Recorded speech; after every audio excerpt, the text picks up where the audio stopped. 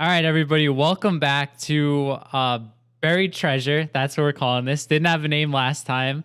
Episode number 2, even though episode number 1 is not yet live, it should be by the time this goes up. Otherwise, just pretend this is episode number 1, and we're going to just show you some random records in our collection. Lewis, how you doing this early morning episode? I'm doing well, man. I actually love these early morning episodes. I got my coffee. We bang these out. I get to go run various errands as being an adult, which are terrible, but they need to get done. So it's always a pleasure to knock these out in the morning. So happy to be here. Awesome. Yeah, I was up all night. I just told you, so I'm gonna be I'll get through it, but I definitely need some more coffee. But what do you got up first for us, man? All right, well, we're going to kick into the 7 inches, and I have Dead Kennedys, Nazi Punks Fuck Off in the little baggie that also says Nazi Punks Fuck Off, little specialized from Alternative Tentacles. It also has the Nazi crossed out, the swastika, and also the crossbuster on the back, interestingly enough. I know this one's like a reissue, and it also comes with your own handy dandy armband that you could wear on your arm with your crossed out swastika. I used to have the patch of the crossed out swastika, and I will tell you that it's probably more trouble than it's worth to wear because from across the room, it just looks like you're wearing a swastika. And it led to many interesting interactions in my youth before I removed it. But, this is a reissue one that came out from Alternative Tentacles. I mean, I feel like it's a classic to own. I had to pick it up for whatever it was, $4 probably in the early 2000s. But kind of an interesting one with all of the packaging and all that stuff. So I wanted to share that one. That's pretty cool. I haven't seen that before. I like that. Yeah. All right. So my first one, I've got some newer stuff today. Like I said, I just grabbed some random stuff off the pile. So my first one's actually going to be my favorite album from last year. It's the Dirty Nil and their Fuck Art album on cassette. And I saw the guys in Woodstock last year, and I got it signed by them after the show. And I remember this was like the first concert I went to post-COVID, and they were testing everybody outside the venue and then also checking, in New York, we have an app with your vaccine status. So they were checking that. So by the time I actually got in, the Dirty Nil was the first band. They were opening up for the Menzingers.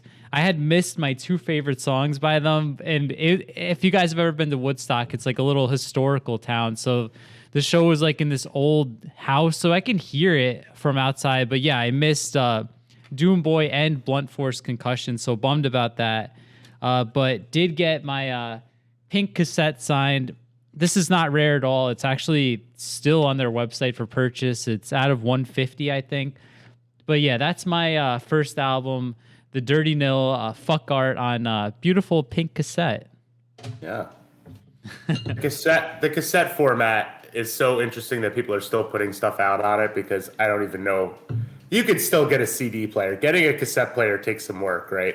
I think I have a Walkman left over from my youth. That's all I have. You know what it is? It's just that with the major labels now pressing so much vinyl, they're just like, vinyl is so delayed that bands are going back to cassette because it's still like a collectible format. I mean, it's cooler than CDs.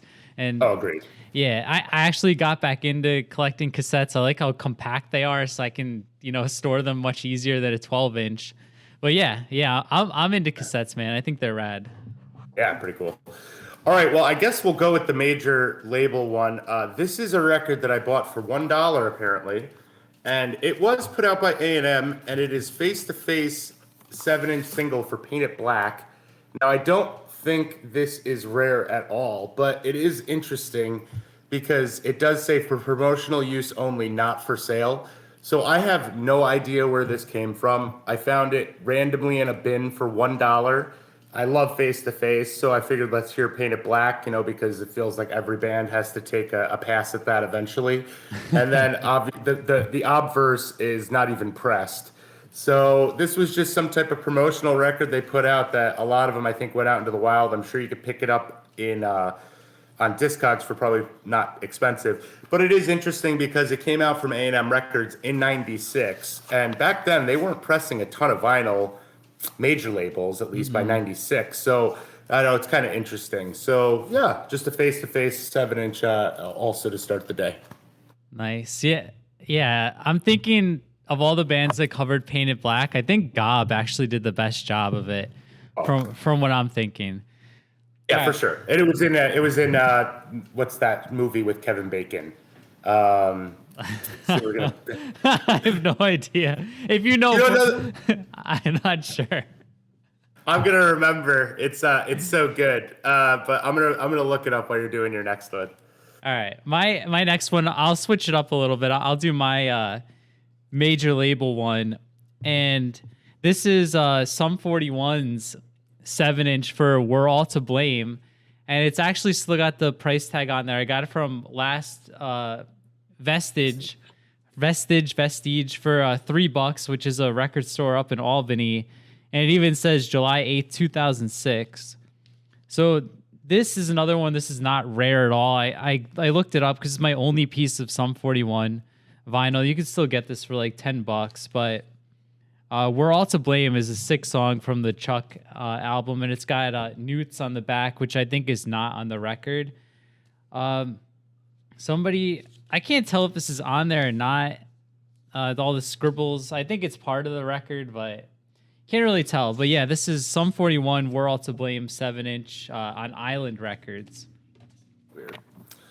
That Kevin Bacon movie was Stir of Echoes, which is really yeah, that's a good one. Yeah. I can't remember because remember he remembers Painted Black getting played while the girl got attacked, and I believe it's Gob's version. So a very good movie. So there you go. All right, going to the 12-inch. I'm going with one. I don't know if it's rare or anything, but Matt talks about this record all the time. It's like one of his favorite records. So I figured I'd show it, and I don't think we've shown any double LP gatefold records yet. So here is Rancid's Life Won't Wait, 12-inch. I got this a really long time ago. I don't think it's a first pressing, but it was early 2000s. And it is on translucent yellowish orange. So a pretty good record. Obviously a great Rancid record. I might have bought this just to make Matt salty or something, but because maybe he wanted it and I got it before him or something. But I don't remember. I also love this record, just not nearly as much as him. But yeah, we haven't talked about him. Dual gatefold records are sweet. This one's not a very good use of space, but some of the insides of these are super awesome with a lot of notes and stuff. This is just I don't know, somebody's senior art project of photography, but pretty good record overall. So yeah, there you go. All right, well, guys, we don't tell each other what we're picked in advance, but I also have a Rancid one, so I'll go to that one. I think I have all of the reissues that Pirates Press did all the albums on 7-inches a couple years back. This is the white version. It's got like this, as my mom would call it, very chinsy fake leather banner. So I don't like to take these out of here. This is the white version, I think, and it's got a couple songs from I think like 2 or 3 songs from Out Come the Wolves on each 7-inch. It's a little, I don't know why they just didn't do a box set instead of putting them each out on these like little tiny bundles. But yeah, guys, this is Out Come the Wolves 7-inch reissue from a few years ago, I think 2012, from Pirates Press. That's cool. Is it the whole record or is it just select singles? I think it's the entire album. It's sevens. 1, 2, 3, 5 7-inches. That's sweet. Yeah, that's pretty cool. Yeah, I think they did all. I think they did all the albums up to maybe I don't know if Indestructible got repressed, but I know up to Rancid 2000, I have in the closet. Yeah, Indestructible should never be repressed. No, I agree. All right, I'm going local with this one. This is a 2003 pressing called True Horror. by FDH Records, featuring a lot of our local bands that were playing in Poughkeepsie at that time, including Murder Shift and also Troublebound, who I think we saw open for like a lot of bands. And then the other bands on here I'm not as familiar with, the Antisocials and the Emergency. But it's not that unique that I found this, but it is cool because this is like silk screened on here. Like I can feel the weight of this ink and stuff, and the back is like pasted on paper. So it's kind of fun finding a local record. But not only that, I didn't find this local. I think I found this north of Albany. So it kind of traveled a little bit from like where we are, a little bit downstate. So kind of an interesting record. Nothing particularly unique about it. However, it is just on black vinyl. But, you know, these guys actually took the time to put labels, and it is limited of 300. So it is a very limited run of records. So pretty cool. That's sweet, man. I've actually never seen that one in your collection either. That's a cool one. Yeah. So this one has like a little funny story attached to it, but I mean, one of the greatest rock albums of all time here. We have Guns N' Roses' Appetite for Destruction on cassette. And this isn't the one I had when I was younger. I did have this on cassette, but I bought this used, and inside of it, and I'm going to keep this in here forever, it is someone's report card from Sacramento, California in 1990. That's awesome. And they have a D- in what was it? Physical science. And it says they've only completed 51% of their assignments. So, Tara, I hope you got your life together after this. I hope this was a wake-up call for you and you didn't just hide it in your Appetite for Destruction cassette. Here's the... oh, my God. I love that. Yeah, I had this, and I was opening it up for like the little show and tell we're doing today, and I started cracking up. Belongs in our Reddit thread somewhere for sure. But should we tell the story about Matt's record purchase? Yeah, I think never going to tell the story. I think it's an appropriate time for it. Go for it. Why not? So Matt's not here to tell the story, so I'll tell it for him. But I believe Matt bought a lot of records on eBay. Included something like Son of Sam, a couple Misfits records, and maybe an AFI record. And when he opened up one of the records, the previous owner had left a picture of his girlfriend performing a sexual act on him, wearing a Metallica hat. And it was a Polaroid, and Matt got rid of the picture. Didn't say anything to the guy on eBay, and it always felt like a missed opportunity for me. I would have for sure wrote on the comment or the feedback that love the records, love the photo even more. I don't know. It was hilarious. It's one of the best finds I've ever seen inside a record, although a report card is pretty good as well. So.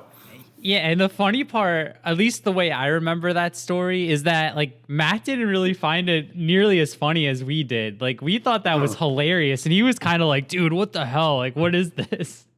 I don't know. I mean, I would have been so stoked if I got that. That's like a great story forever, you know? So. Yeah, I agree. All right, we'll go back to like more of a normal one, and we've been, I covered some of these when we did Leftover Crack, and I just showed a choking victim one. But let's go ahead and show another choking victim one, which is pretty rare as well, which is the Victim Comes Alive EP, which was the one that came out on Hellcat, I believe. This one, pretty difficult to find, very basic. Look at the Hellcat 666 label on it. And then look at this is really low rent. Let me see if I get the camera right. Yeah, look at these labels. Like, this is pretty funny. But yeah, this was holds alternate versions of some of the songs that were on No Gods, No Managers. A lot of these choking victim ones fetch a pretty nice little price now, so I'm happy I picked up on these. But this came out in 97.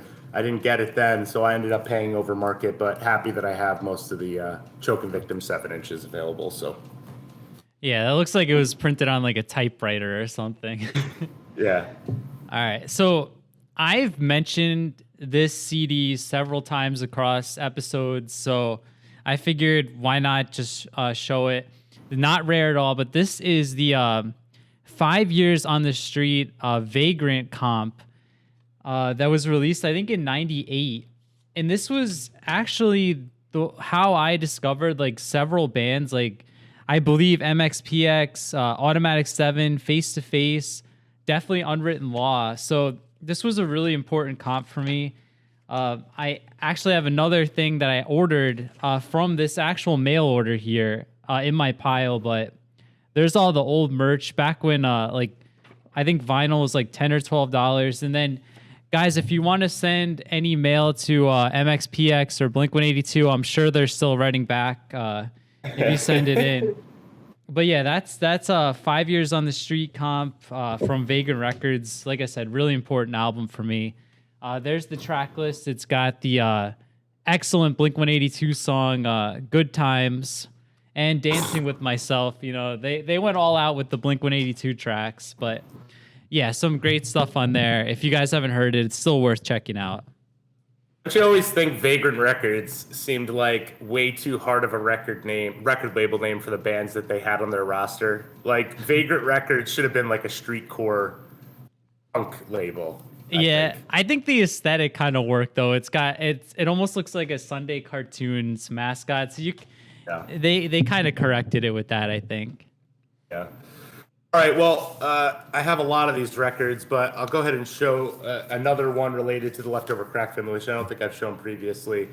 This is Limited of 1,000, poorly named now, but with the title, but the kids are going to pay. But this was a split record between Morning Glory, Leftover Crack F-, and Bent Out of Shape. The Morning Glory song is bad. The Leftover Crack song is bad. And the F- song is a cover of 7 Seconds, but I like that song, so that's good. This is actually, I guess, pretty rare. I didn't know. I looked on Discogs. It's going for a few bucks, but it is limited of 1,000, I think. But always cool when, you know, they put the little extra effort in. I love white vinyl too, you know. So Black Noise, number 701. So a little interesting one. Not worth it sonically, but cool to have in the collection as part of my Leftover Crack family. So, yeah, definitely cool. All right, so to piggyback off my last one, this is the album I had bought from there, and I think I got a couple T-shirts too. But this is a band I've talked about before. This is Automatic 7, and this is the Syringe 7-inch, and this has the song Broken Record, which was on that Vagrant comp. And I feel like this is one of those 7 inches where there's absolutely nothing on the inside. It's just blank. I don't know why bands do that, but it's just standard black vinyl. But my only Automatic 7 record in the collection, and it's a band I've referenced several times, so figured I would give it a little time in the sun there. So there it is, the Syringe 7-inch by Automatic 7. Nice. All right, I'm going to mix things up here. We're going way out of the genre now and just share some fun vinyl. In addition, I have some more punk ones, but here is The Amazing Adventures of Pac-Man on 12-inch vinyl. I mean, I think I bought this for $1 at a Goodwill. It is ridiculous. It is a little, there's some songs, there's some storytelling. We got Pac-Man and his rat friends, apparently. I don't know. This one just seemed too funny not to share. It was put out by Kid Stuff Records, and it is on black vinyl, so there's nothing special about it. But, I mean, this is completely absurd. And there's Miss Pac-Man, Mrs. Pac-Man, and Pac-Child dancing around the jukebox. So this is a record out of time. I just thought it was interesting. 1982. Yeah, I mean, honestly, I can't think of a better way to spend $1 than Pac-Man on vinyl. All right, so up next for me, I did a Christmas record last time, so I'll do like a kind of Halloween-ish record this time. This is the Halloween version of MXPX's Left Coast Punk 7-inch. This one's actually numbered out of 50, so Wow. pretty rare, and it's on glow in the dark vinyl.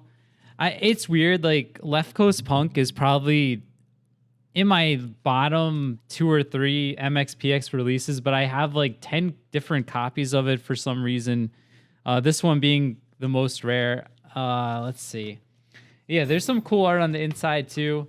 Some more like spooky stuff here. But yeah, this is Left Coast Punk, 22 out of 50, the Halloween glow in the dark repress. That's awesome. I love that. Yeah, I think it's there. pretty sick. All right, so going back into the genre, this is just a cool picture disc that I have, and it's Anti-Flag and the Dread 12-inch picture disc. Always love to see picture discs. I mean, gotta love the extra effort. Anti-Flag, it's this is the early stuff. This got like Drink Drank Punk, Davey Destroyed the Punk Scene, Killed War Hero. We've got his guns. So this is like really early Anti-Flag stuff. The Dread I'm not familiar with. I don't think I've listened to their side in a long time. But on the back we got Betty Page, Scandalously. I'll give myself a little censor, but yeah, you gotta love the extra effort. Looks like I bought this for $9.75. Which now that seems like real cheap, right? I feel like a picture disc these days is going to go for quite a bit of money. But yeah, love a picture disc, and I don't think we've showed a ton of them so far. So there's another one. Yeah, I love picture discs too. Like the one thing I always hated though is the sleeves they come in. That one looks like it's intact, but all my picture discs, like the plastic sleeve is always broken. Like I get that you want to display the art, but for me, just throw it in a plain black sleeve, and we'll figure out the display on our own.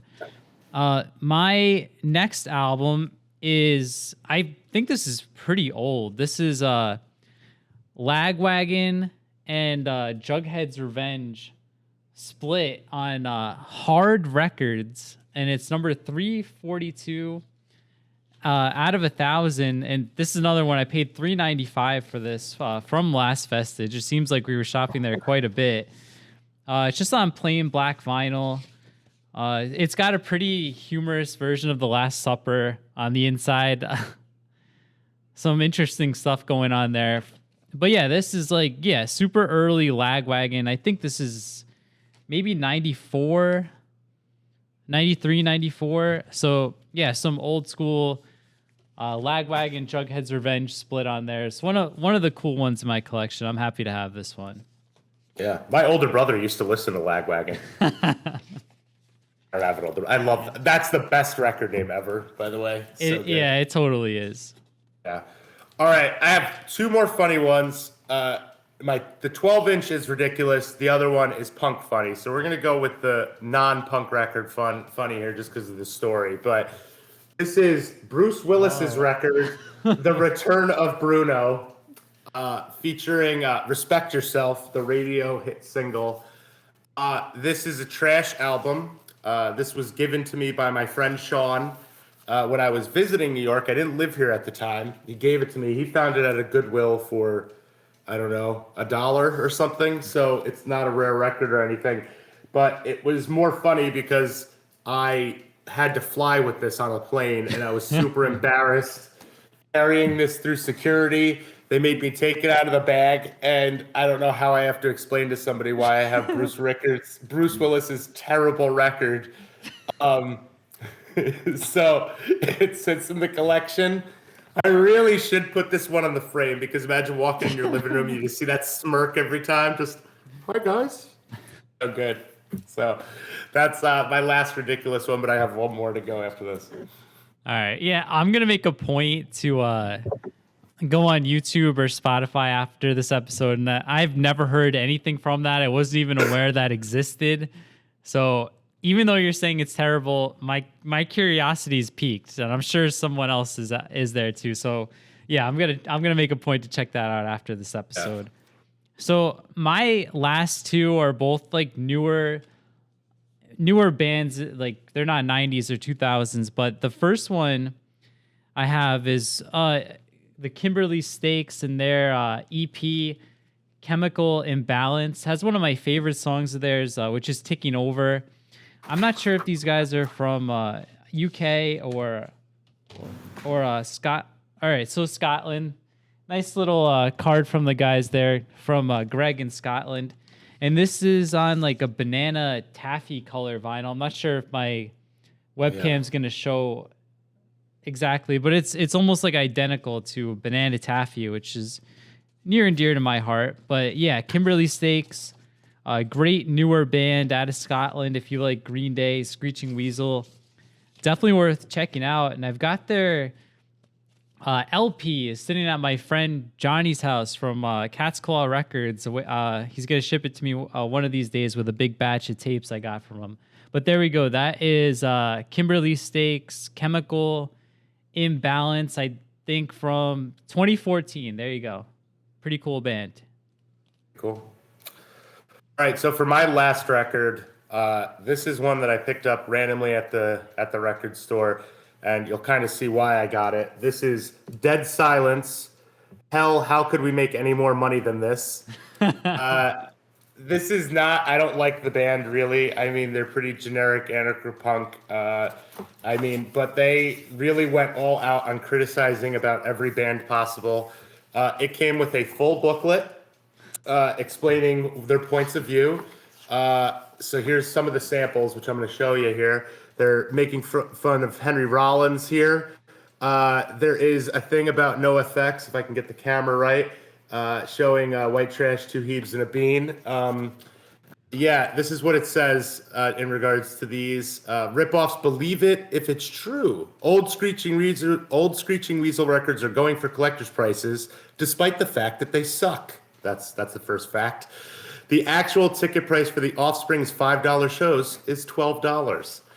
Rock star, actor, author, media darling Henry Rollins used to be in a punk band.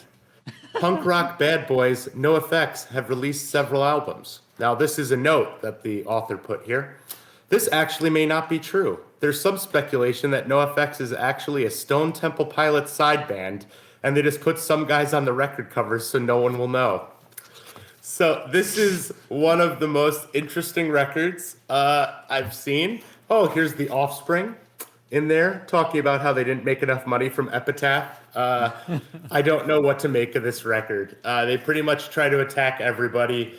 I obviously bought it because it's making a joke on How Could Hell Be Any Worse, which is one of my favorite old school records, but an interesting one. Definitely worth the $3.50 I had it. I spent 25 years ago to show it on this show today. So there you go. Where did you even find that? I've never heard of that either. It's not rare or anything. It came out on Profane Existence, which I think a couple of the lesser known bands come out on. But I think I got this at Trash in Danbury. I think they had it randomly in the stacks. With all of that extra work they put into the booklet, they could have made this a picture disc or a colored vinyl. And, whatever. But I guess we'll take it. The record sucks, so whatever. But, I mean, every band they shit on, I like their music better than this band. So, but it's pretty funny. So, yeah, that is a good one. All right. My last album of the day is a split 7-inch between two bands from the Netherlands. We've got The Real Danger and The Windowsill. This is out on Shield Recordings, which is also based out in the Netherlands. It has one of my favorite Windowsill songs, which is Endlessly. A couple really good Real Danger songs. And both of these bands are really, really underrated. I could see having either one of them on our Off the Radar show, but this is on purple vinyl. The album art's kind of cool. Like, it's got this girl with a jean jacket that has all the songs on here as patches. So yeah, I have got way more Windowsill vinyl. I don't have anything else from The Real Danger, but I've got to pick some up. But if you guys are, I don't like saying Ramones core because I think these guys are both more than that, but kind of in the vein of Ramones core, early Green Day style punk rock. Go check them out, The Real Danger and The Windowsill. That's a sweet cover. Yeah, it's badass. Yeah.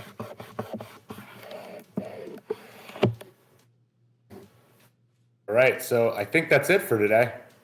Oh, I thought you had one more. All right. So I'll cut that out. All right, guys. Yeah, that's it, right? I cut out my 11th one, so just do it. Okay. All right, guys. So that is going to do it for this episode, episode number 2 of Buried Treasure. That's it. We're going to do a couple more of these, most likely. We both have a lot more random stuff in our collection. So if you guys like this type of video, make sure and leave a thumbs up. Make sure you're subscribed. And I'm also running a sale. I'm trying to get rid of these damn t-shirts that are sitting in my closet. If you want a shirt, just shoot me a message. I've got them for $12 with free shipping in the US. If you're not in the US, just DM me. We'll figure it out. And yeah, that's it. Lewis, anything else you want to say before we wrap this up? I would like to buy a shirt for cost. So when you're in town, I will purchase one and save the shipping. But no, yeah, happy to show some more weird and wacky vinyl. As long as we can stay out of, if we can kind of come out of the genre a little bit, I have a lot of weird stuff to show as well. So I think that'll be fun if we can keep showing some weird stuff every episode as well. Absolutely. That's the plan. I've got some weird stuff too. All right. Well, that's it, guys. Thanks for watching, and we'll see you next time.